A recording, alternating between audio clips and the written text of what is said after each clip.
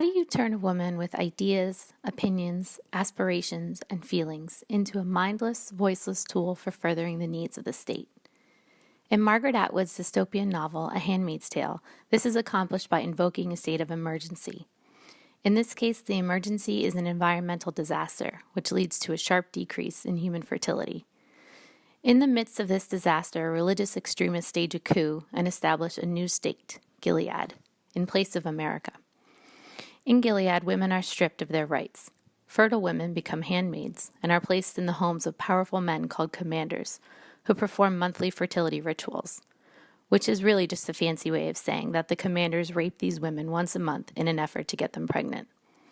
In Gilead, women are kept subservient through a potent cocktail of threats, intimidation, and torture.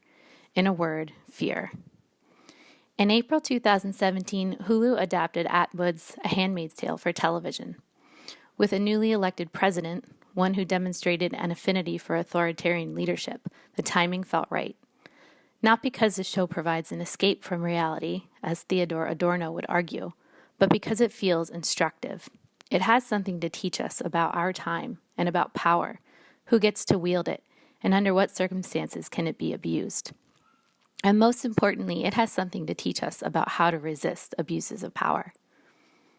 Offred and her fellow handmaids offer a master class in resistance, remembering their past lives as an act of resistance, speaking their real names as an act of resistance, forming friendships, engaging in sex for pleasure, reading and writing. These are all acts of resistance.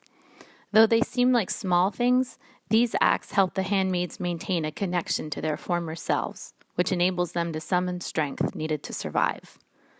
That's not to say their resistance is easy. On the contrary, the handmaids lose much. Some lose limbs, others their lives. And that's just one more thing this show teaches us. Resistance can be costly. If you're going to resist abuses of power, you must be prepared to pay the price. On September 4th, 2018, the first day of hearings for Brett Kavanaugh's confirmation to the Supreme Court, a group of women stood by in silent protest, wearing, of all things, the now iconic costume of the handmaids. 12 days later, Christine Blasey Ford publicly accused Kavanaugh of an attempted rape that took place over 30 years ago. Women are becoming more adept resistors, less fearful, less passive.